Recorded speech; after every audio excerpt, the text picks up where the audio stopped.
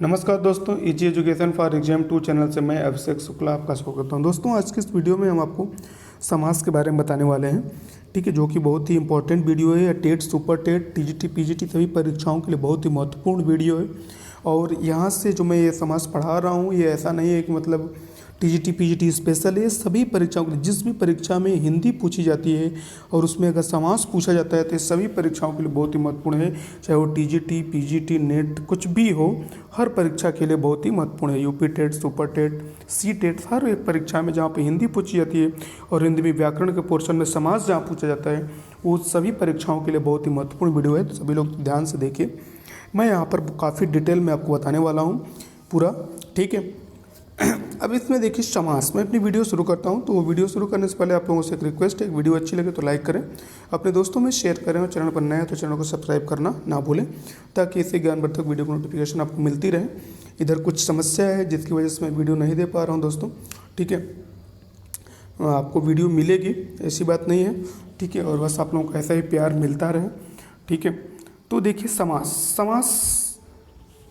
का जो वैसे सामान्यतः अर्थ है वो है संक्षिप्तीकरण या संक्षिप्त कर देना, ठीक है। अगर हम देखें कि शब्द संरचना या शब्द निर्माण की ये 4 इकाइयां हैं, संधि, समास, उपसर्ग और प्रत्यय। उसमें ये समास भी एक आता है, ठीक है। इन 4 इकाइयों से हम नए शब्दों का निर्माण कर सकते हैं, ठीक है। तो आज हम लोग इसमें संधि, समास, उपसर्ग और प्रत्यय में हम सब लोग समास पढ़ेंगे, ठीक है। संधि हमने ऑलरेडी वीडियो बना दी है, अगर उसमें कहीं कोई दिक्कत हो तो आप बताइए, ठीक है। तो इसमें देखिए समास 2 शब्दों से मिलकर बना है, सम और आस। इसमें संधि नहीं होती है, समास में संधि नहीं है, समास में संयोग है, ठीक है। इसमें कोई संधि का नियम नहीं लागू होता, कोई संधि नहीं, इसलिए इसमें कोई संधि नहीं है, ये संयोग है। जहाँ पर परिवर्तन होता है, पहले शब्द का अंतिम वर्ण दूसरे शब्द का प्रथम वर्ण के मिलने से जो परिवर्तन होता है तो वहाँ संधि होती है। अगर परिवर्तन कुछ नहीं हो रहा है, कोई विकार उत्पन्न नहीं हो रहा है, तो वहाँ पर संयोग होता है, ठीक है। तो यहाँ पर संयोग है ना, सम आस न, सम में आस जोड़ दिया तो समास बन गया। इसमें कोई परिवर्तन नहीं हो रहा है, इसलिए यहाँ पर संयोग होगा, यहाँ पर संधि नहीं होगी, समास में संधि नहीं होगी, ठीक है। अब सम और आस, सम का मतलब होता है पास और आस का मतलब होता है बैठना या बैठाना, ठीक है। आस का मतलब आसन भी होता है और आसन्न भी होता है, ठीक है। आस मतलब होता है बैठने की जगह जो होता है, आसन का मतलब कि बैठने की जगह, और आसन्न जो होता है बैठा हुआ। इन शब्दों का अर्थ है, ठीक है, क्योंकि आपसे एक बार एग्जाम में पूछ लिया था, ठीक है, कि आस का इसमें से अर्थ क्या है, आसन्न, आसन्न, आसन, आसन्न, ऐसे करके। तो यहाँ पर जो है वो बैठना और बैठाना, आसन्न और आसन्न। तो ये जो यहाँ पर सामासिक शब्द के अर्थ में नहीं पूछा था, ऐसे ये पूछ लिया था, मतलब कि शब्द युग्म की दृष्टि से दोनों का अर्थ क्या है, ऐसे करके पूछा हुआ था ना। तो दोनों के जो अर्थ हैं वो अलग अलग हैं, ठीक है। आसन मतलब बैठने की जो जगह उसे आसन बोलते हैं, और आसन मतलब बैठा हुआ। जैसे इसमें आप देखेंगे समश्रुति भिन्नार्थक जो शब्द होते हैं उसमें ये पूछा होता, ठीक है। कि सुनने में तो एक जैसे होते हैं लेकिन उनके अर्थ क्या होते हैं, अलग अलग होते हैं। तो इस तरीके से ये प्रश्न पूछा हुआ था, तो यहाँ पर मैं आपको जिक्र कर देता हूँ, ठीक है। उसके बाद देखिए समास का जो विलोम होता है वो व्यास होता है। क्या होता है? व्यास होता है। और इस व्यास में यण संधि है। व्यास किसके योग से बना? तो वी प्लस योग प्लस आस, ये मिल करके व्यास बना, जिसका अर्थ होता है दूर बैठना, ठीक है। अब आप देखे होंगे कि यहाँ पर जो समास है, समास का मतलब क्या होता है? पास आना, पास बैठना, ठीक है। और व्यास का मतलब क्या होता है? दूर बैठना, यानी पास का दूर, ठीक है। तो इस तरीके से समास का अगर विलोम शब्द आपसे पूछे तो आप लिखेंगे व्यास। समास का विलोम शब्द व्यास होता है, ठीक है। समास का विलोम शब्द क्या होता है? व्यास होता है। तो आप लिखेंगे कि समास का जो विलोम शब्द है वो होता है व्यास, ठीक है। समास का विलोम शब्द व्यास होता है। और इसमें अगर संधि आपसे पूछे तो संधि आप बताएंगे कि यण संधि होती है। इसमें किस किस के योग से बना? मूल शब्द क्या है, उपसर्ग क्या है, प्रत्यय क्या है? तो वी योग प्लस आस, जिसका अर्थ होता है दूर बैठना। संधि का जो विलोम होता है वो विग्रह या विच्छेद होता है। अगर आपके ऑप्शन में दोनों है तो आप विग्रह को टिक करेंगे, ठीक है। अगर दो में से कोई एक है तो जो है उसको आप कर देंगे, विच्छेद है तो विच्छेद को कर देंगे, या विग्रह है तो विग्रह कर देंगे, फिर कोई समस्या नहीं है। लेकिन अगर दोनों आपके ऑप्शन में है तो आप क्या करेंगे, विग्रह करेंगे, विग्रह सही है, ठीक है, विच्छेद नहीं होता, ठीक है। लेकिन अगर दो में से कोई एक ही है, विग्रह न दे करके केवल विच्छेद ही देता है, तो आपको विच्छेद वहाँ पे कर देना है, ठीक है। अब इस तरीके से अब देखिए यहाँ पर समास की जो परिभाषा है, सबसे पहले मैं आपको परिभाषा से पहले कुछ बता दूं। जैसे यहाँ पर देखिए, हवन के लिए सामग्री, एक उदाहरण हमने ले लिया। अब यहाँ पर देखिए, हवन के लिए सामग्री, अगर इसको हम संक्षिप्त करें तो क्या हो जाएगा, समास का मतलब होता है संक्षिप्त करना। इसको अगर हम संक्षेप में लिखें, छोटे में लिखें, तो हवन सामग्री हो जाएगा, हवन सामग्री, ठीक है। हवन सामग्री हो गया।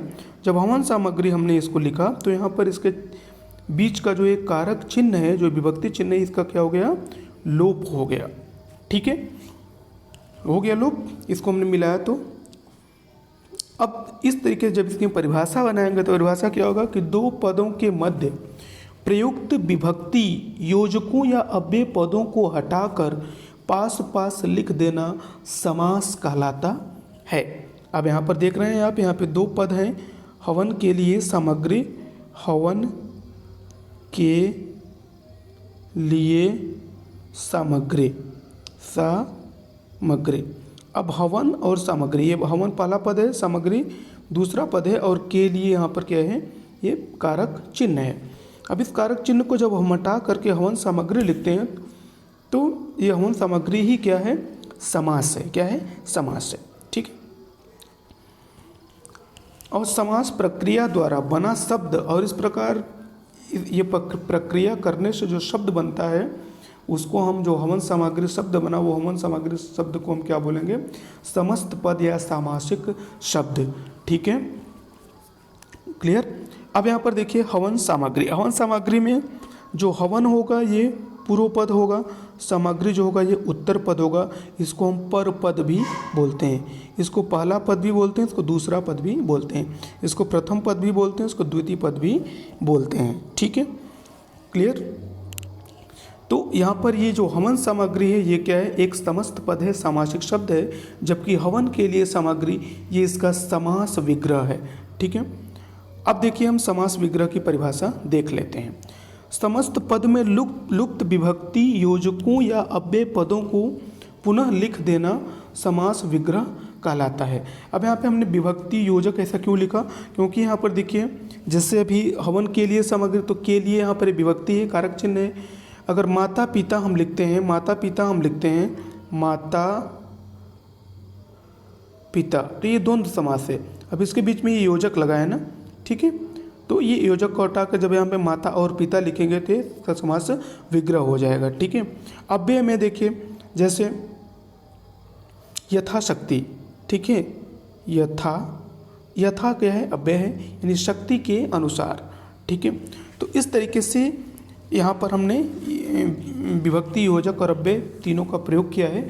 तो समस्त पद में जो लुप्त विभक्ति योजक या अव्यय को पुनः लिख देना समास विग्रह कहलाता है। जैसे हवन के लिए सामग्री, अब हवन सामग्री में देखिए के लिए का लोप है, क्या है, इसका लोप है। लेकिन इस हवन सामग्री का जब हमने समास विग्रह किया तो हवन के लिए सामग्री, यानी इस लुप्त जो विभक्ति है, जो कारक चिन्ह है, उसको हमने जब विग्रह किया तो हमने यहाँ पर उसको निकाल करके रख दिया, तो इसलिए इसको हम समास विग्रह बोलेंगे, इसको सामासिक शब्द या समस्त पद बोलेंगे, ठीक है, ओके।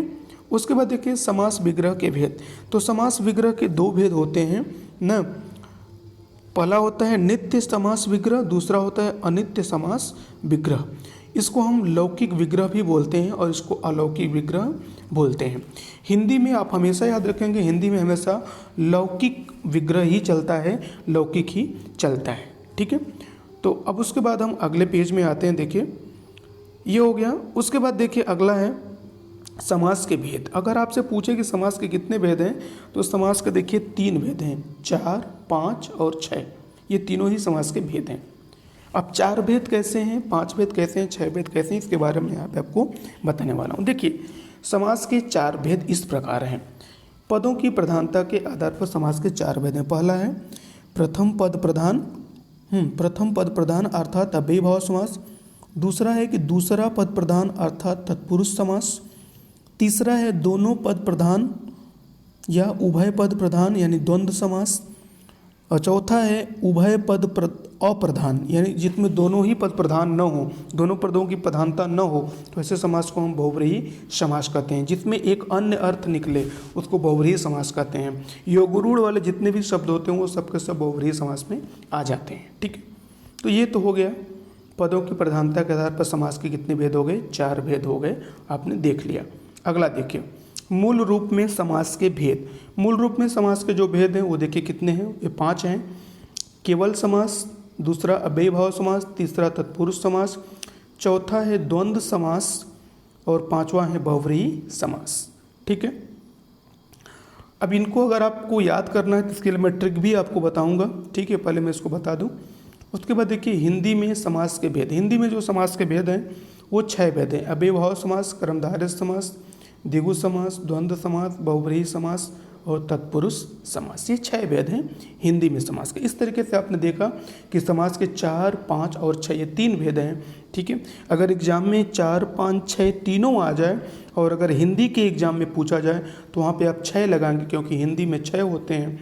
ठीक है, और अगर पदों की प्रधानता के आधार पर पूछे तो 4 होते हैं और मूल रूप से पूछे तो 5 होते हैं। तो ऐसे आप लिखना है। ठीक है, उम्मीद करते हैं आपको समझ में आ रहा होगा।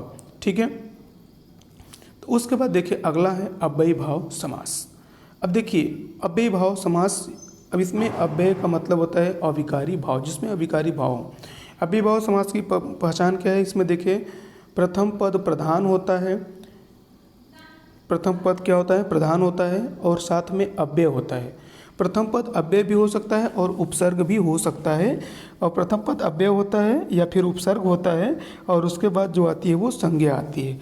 ठीक है, इस प्रकार इसकी जो परिभाषा बनेगी वो बनेगी, जिस समस्त पद में प्रथम पद अव्यय या उपसर्ग व प्रधान हो तथा बाद वाला पद संज्ञा होता है वहाँ अव्ययी भाव समास होता है। यानी प्रथम पद अव्यय होगा ना, अव्यय भी हो सकता है या उपसर्ग भी हो सकता है और वह प्रधान भी होगा। प्रथम पद प्रधान जो होगा वो अव्ययी भाव समास। जैसे आजीवन, आजीवन देखिए आ क्या है, उपसर्ग है। ठीक है, और प्रधान भी है। उपसर्ग जो होते हैं वो अव्यय नहीं होते, अव्यय की तरह काम करते हैं। आजीवन का जीवन भर। अब प्रत्येक में देखिए प्रति उपसर्ग लगा हुआ है। क्या लगा हुआ है, प्रति ना। हर एक, यथार्थ, अर्थ के अनुसार, लाजवाब, जिसका जवाब न हो, बाकायदा, कायदे के अनुसार। ठीक है, उसके बाद देखिए कुछ इसमें और विशेष हैं, मैं आपको बता रहा हूँ जहाँ पर आपको लगेगा कि परिभाषा से हट कर हैं। विवाहोपरांत, विवाह के उपरांत। अब यहाँ पर देखिए हम इसका जो समास विग्रह करेंगे तो विवाह के बाद नहीं करेंगे। क्यों? क्योंकि जब ये शब्द अपना विवाह के उपरांत, उपरांत शब्द अपना एक अर्थ दे रहा है तो यहाँ पर हम उसके अर्थ को नहीं लिखेंगे। ठीक है, समास में जब भी हम विग्रह करते हैं तो उसके अर्थ को नहीं लिखते बल्कि जो मूल शब्द होता है उसी को लिख देते हैं। ठीक है, तो विवाह के उपरांत, मृत्यु के उपरांत, विवाह के इतर, मृत्युपरांत, विवाहोपरांत, मृत्युपरांत और विवाहेतर। अब इसमें देखिए क्या है कि अब इसमें अलग अलग प्रकार से हम आपको बताएंगे। अब यहाँ पर देखिए, यहाँ पर उपरांत, उपरांत और इतर। अब ये कुछ थोड़े से जो उदाहरण ये क्या हैं, ये थोड़ी सी परिभाषा से हटकर हैं, ये अपवाद स्वरूप हैं, लेकिन अपवाद नहीं है, यह भी एक अव्ययी भाव समास का भाग है। ठीक है, अब यहाँ पर देखिए पहले आपको संज्ञा शब्द मिल रहा है और बाद में अव्यय मिल रहा है। पहले संज्ञा बाद में अव्यय, पहले संज्ञा और बाद में अव्यय। तो इस तरीके से जब ऐसे भी आपसे कभी पूछे जाए तो यहाँ पर भी क्या होगा, अव्ययी भाव समास होगा। ठीक है, अब अव्ययी भाव समास के भेद। अव्ययी भाव समास के 2 भेद होते हैं। पहला क्या होते हैं, पहला भेद होता है अव्यय पद पूर्व अव्ययी भाव समास। जिसका पूर्व पद अव्यय हो वो क्या होगा, अव्ययी भाव समास होगा। दूसरा है नाम पद पूर्व अव्ययी भाव समास। जिसका पूर्व पद नाम हो, जैसे विवाह से इतर, विवाह क्या है, नाम है ना, मृत्यु क्या है, नाम है। ठीक है, संज्ञा शब्द है। तो यहाँ पर क्या है, ये इसमें नाम पद वाले में ये सब आ जाएंगे। ये तीनों ही उदाहरण, विवाहोपरांत, मृत्युपरांत, ना विवाहेतर, ये तीनों ही उदाहरण किस में आ जाएंगे, नाम पद पूर्व अव्ययीभाव समास में। ठीक है, उसके बाद देखिए कुछ अन्य उदाहरण, यदि किसी संज्ञा या अव्यय की पुनरावृत्ति हो तो वहाँ पर भी अव्ययीभाव समास होते हैं। जैसे दिन दिन, हर दिन, हाथों हाथ, रातों रात, कानों कान, पल पल, प्रतिपल, द्वार द्वार, ठीक है, हर द्वार, नगर नगर, हर नगर। तो इस तरह के जहाँ पर भी शब्द हैं वहाँ पर भी क्या होगी, अव्ययीभाव समास होगा। ठीक है, यानी जहाँ पर किसी एक ही शब्द की दो बार पुनरावृत्ति होती है वहाँ भी भाव समास होगा। ठीक है, जहाँ पर पहला पद जो है वो नाम पद है, दूसरा अव्यय है, वहाँ पर भी विभाव समास होगा। ठीक है, जिसका पहला पद अव्यय है बाकी संज्ञा है वहाँ पर भी विभाव समास होगा। तो इस तरीके से उम्मीद करते हैं आपको समझ में आया होगा। अब इसमें देखिए हम इसके पहले वाले में कुछ आपको ट्रिक बता दें याद करने के लिए, अगर ट्रिक अच्छी लगे तो आप हमें ज़रूर बताइएगा कमेंट के माध्यम से। इसमें देखिए पदों की प्रधानता के आधार पर समास के 4 भेद हैं। कौन कौन से, तो अव्ययीभाव समास, तत्पुरुष समास, द्वंद्व समास, बहुव्रीहि समास। अब इन चारों को आप याद कैसे कर सकते हैं, तो इसके लिए मैंने एक छोटी सी ट्रिक बनाई है। अव्यत द्वंद्व बहु, अव्यत द्वंद्व बहु, अव्यय का मतलब अव्ययीभाव, त का मतलब तत्पुरुष, द्वंद्व का मतलब द्वंद्व समास और बहु का बहुव्रीहि। ठीक है, तो अव्यत द्वंद्व बहु, अव्यत द्वंद्व बहु आप इसको याद कर सकते हैं कि पदों की प्रधानता के आधार पर अव्यत द्वंद्व बहु ये 4 भेद हैं। ठीक है, उसी तरीके से मूल रूप से समास के जो 5 भेद हैं, पहला है केवल समास, अव्ययीभाव समास, तत्पुरुष समास, द्वंद्व समास और बहुव्रीहि समास। अब इसमें देखिए के से केवल, अव्यय से अव्ययी, त से तत्पुरुष, द्वंद्व से द्वंद्व समास, बहु से बहुव्रीहि। तो इसके लिए ट्रिक हमने दिया के अव्यत द्वंद्व बहु, के अव्यत द्वंद्व बहु, के अव्यत द्वंद्व बहु। इसको आप आसान से याद कर सकते हैं ट्रिक से। ठीक है, उम्मीद करते हैं आपको अच्छी लग रही होगी। उसके बाद देखिए अगला जो है हिंदी के जो समास हैं ये 6 प्रकार के हैं ना, अव्ययीभाव, द्विगु समास, बहुव्रीहि समास, कर्मधारय समास, द्वंद्व समास, तत्पुरुष समास। इसके लिए हमने जो ट्रिक दिया वो अव्यत द्वंद्व कर्म बहुदिगु, अव्यत द्वंद्व कर्म बहुदिगु। अव्यत से यानी अव्यय से अव्ययी, त से तत्पुरुष, द्वंद्व से द्वंद्व, कर्म से कर्म, बहु से बहुव्रीहि और दिगु से दिगु। ये 6 हो गए, द्विगु समास, बहुव्रीहि समास, कर्मधारय समास, द्वंद्व समास, तत्पुरुष समास और अव्ययीभाव समास। ठीक है, तो इस तरीके से ये 6 हो गए। तो ये ट्रिक थी दोस्तों। उम्मीद करते हैं आपको वीडियो पसंद आएगी। वीडियो पसंद आए तो कमेंट करके ज़रूर बताएं। और दोस्तों इसका जो अगला पार्ट है, अगला भाग तत्पुरुष समास, कर्मधारय, सब मैं अगली वीडियो में दूंगा। आज यहीं तक, आज केवल कर्मधारय अव्ययीभाव समास तक हमने पढ़ा हुआ है। अव्ययीभाव समास के आगे से हम लोग अगली वीडियो में पढ़ेंगे। ठीक है, तो आज के लिए इतना ही, उसके बाद मिलते हैं आपसे अगली वीडियो में। ठीक है, तब तक के लिए दीजिए जय हिंद, जय भारत।